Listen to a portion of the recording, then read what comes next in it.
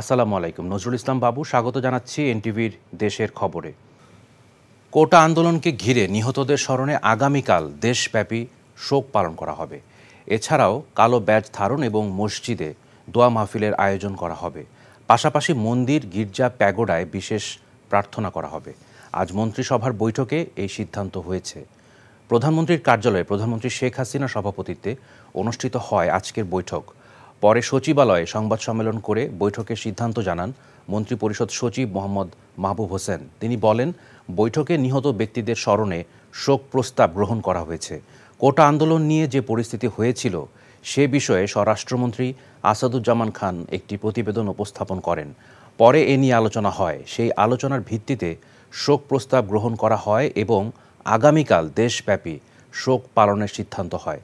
সাংবাদিকদের প্রশ্নের জবাবে মন্ত্রিপরিষদ সচিব জানান, কোটা আন্দোলনের ঘটনায় ১৫০ জন নিহত হয়েছে।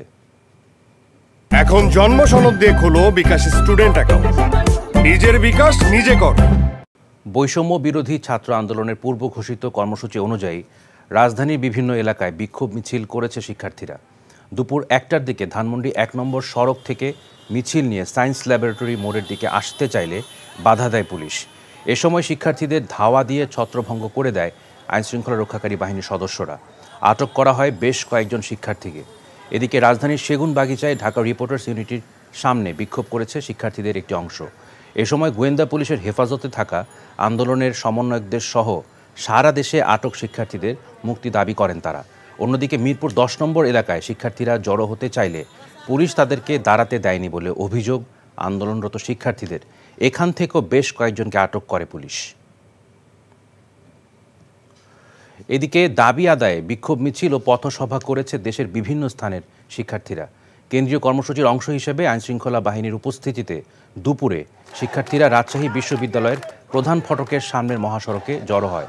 প্রায় ১ ঘন্টা সড়ক অবরোধের পর ৯ দফা দাবিতে তারা বিক্ষোভ মিছিল বের করে। মিছিলটি বিনোদপুর বাজারে গিয়ে শেষ হয়। ছাত্র বিক্ষোভের সময় বিশ্ববিদ্যালয়ের কয়েকজন শিক্ষকও তাদের সাথে ছিলেন। সকালে পুলিশের উপস্থিতিতে রাজশাহী বিশ্ববিদ্যালয়ে ফটকের সামনে জড়ো হয়ে বিক্ষোভ করেন সাধারণ শিক্ষার্থীরা। পরে সেখান থেকে একটি বিক্ষোভ মিছিল বের করা হয়। এছাড়া ঠাকুরগাঁওয়ে কোটা সংস্কার আন্দোলনকে কেন্দ্র করে সাধারণ শিক্ষার্থীদের উপর নির্যাতন, গণগ্রেফতার মামলা ও হয়রানির অভিযোগে এর প্রতিবাদে বিক্ষোভ মিছিল ও প্রতিবাদ সমাবেশ করেছে সাধারণ শিক্ষার্থীরা। এখন জন্ম সনদ দিয়ে খোলো বিকাশ স্টুডেন্ট অ্যাকাউন্ট। নিজের বিকাশ নিজে কর। রাজধানী যাত্রাবাড়ি থানায় দায়ের করা মামলায় গ্রেপ্তার ১৭ বছর বয়সী শিক্ষার্থী হাসনাতুল ইসলাম ফাইয়াজের কোমরে দড়ি পরানো ভুল ছিল বলে হাইকোর্টকে জানিয়েছে রাষ্ট্রপক্ষ। ভুল স্বীকার করে নেওয়ায় এ সংক্রান্ত আবেদন উত্থাপিত হয়নি মর্মে খারিজ করে দিয়েছেন হাইকোর্ট। বিচারপতি মোহাম্মদ খুরশিদ আলম সরকার ও বিচারপতি মোহাম্মদ মনিরুজ্জামানের সমন্বয়ে গঠিত হাইকোর্ট বেঞ্চে এ আদেশ দেন।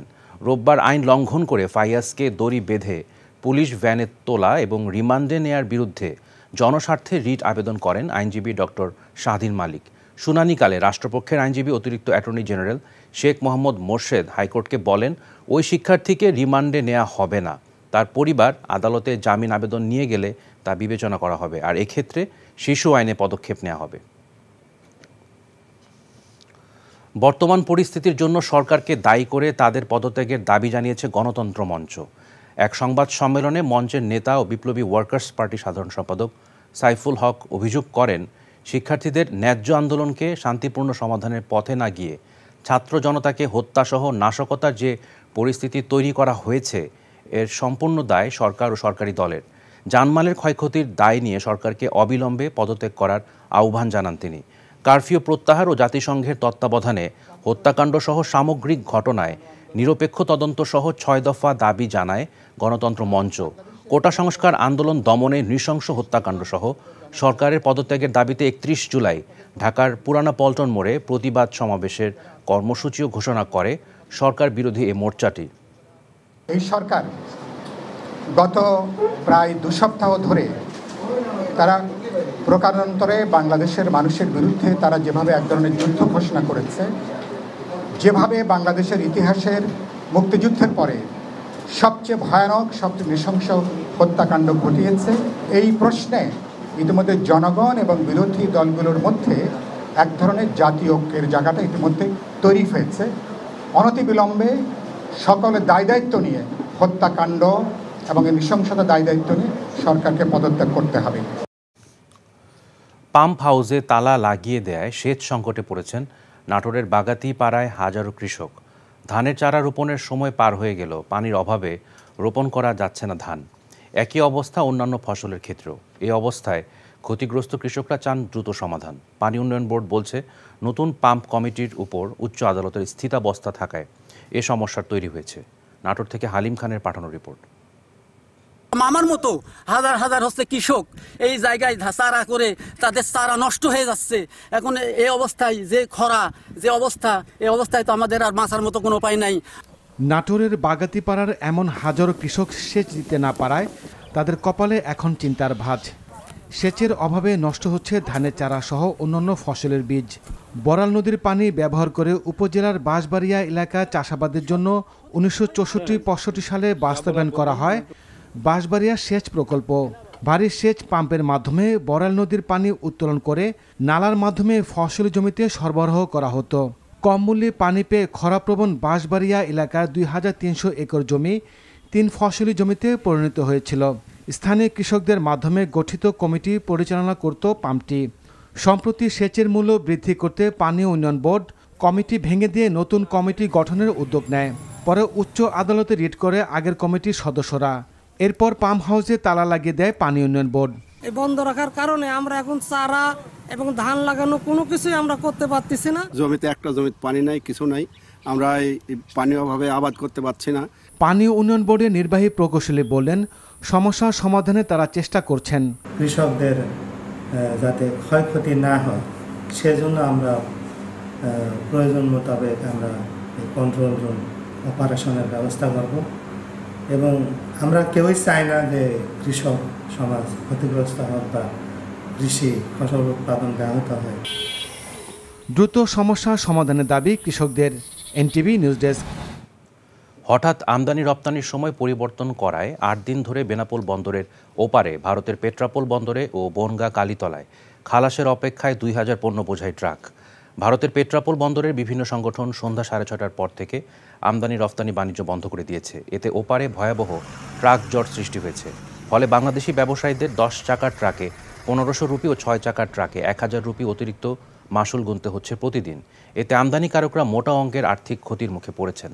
বেনাপোল ও পেট্রাপোল দিয়ে ভারত ও বাংলাদেশের মধ্যে সপ্তাহে 7 দিনই 24 ঘন্টা পণ্য আমদানি হতো, কিন্তু গত 10 দিন ধরে সন্ধ্যা 6:30টার পর থেকে আমদানি রপ্তানি কার্যক্রম বন্ধ করে দিয়েছে ভারতীয় বন্দর ব্যবহারকারীরা। ইন্ডিয়া বাংলাদেশ চেম্বার অফ কমার্সের পরিচালক মতিয়ার রহমান জানান, বেনাপোল বন্দর দিয়ে প্রতিদিন 400 থেকে 500 ট্রাক পণ্য আমদানি এবং 200 থেকে 300 ট্রাক পণ্য রফতানি হতো। বর্তমান উদ্ভূত পরিস্থিতিতে কঠোর নিরাপত্তা ব্যবস্থা গ্রহণের মাধ্যমে স্বাভাবিক রাখা হয়েছে পায়রা বন্দরের সকল কার্যক্রম। দেশে চলমান স্থবিরতার মধ্যেও অর্থনীতিকে শক্তিশালী করার প্রয়াস চালাচ্ছে বন্দর কর্তৃপক্ষ। সড়ক কিংবা নৌপথ পায়রা বন্দরে সর্বত্রই জোরদার করা হয়েছে নিরাপত্তা ব্যবস্থা। আনসার ভিডিপি, কোস্টগার্ড ও নৌবাহিনী মোতায়েন করে দিন-রাত নিয়মিত টহল দেওয়া হচ্ছে। 5 শতাধিক শ্রমিক নিয়ে চলমান রয়েছে প্রথম জেটির অসমাপ্ত কাজ। নির্ধারিত সময়ের মধ্যে লক্ষ্যমাত্রা অর্জনের পথে এগিয়ে চলছে পায়রা সমুদ্র বন্দর। এখনও বহির্নোঙরে অবস্থান করছে 2টি মাদার ভেসেল। লাইটারেজের মাধ্যমে এসব জাহাজ থেকে পণ্য খালাস কার্যক্রম সচল রয়েছে। দুপুরে পায়রা বন্দরে সাংবাদিকদের কথা জানান বন্দর chairman Real admiral Abdullah Al Mamun Chowdhury.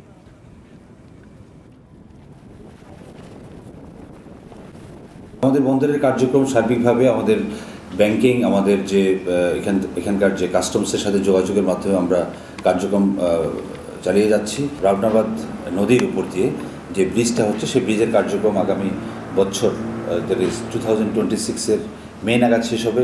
6 lane রাস্তাও শেষ হবে। তো এই কানেক্টিভিটি যখন হবে, এই বন্দর অনেকভাবে আরও উন্নতির দিকে যাবে বলে আশা করছি। এই ছিল দেশের খবরে। এই খবরের ভিডিও সহ আপডেট জানতে ভিজিট করুন এনটিভি অনলাইন www.ntvbd.com। এছাড়াও এনটিভির জনপ্রিয় সব অনুষ্ঠান ও খবরের আপডেট জানতে ভিজিট করুন আমাদের ইউটিউব ও ভেরিফাইড ফেসবুক পেজ। 6টা ইভিনিং নিউজ দেখার আমন্ত্রণ রইল। ধন্যবাদ সবাইকে।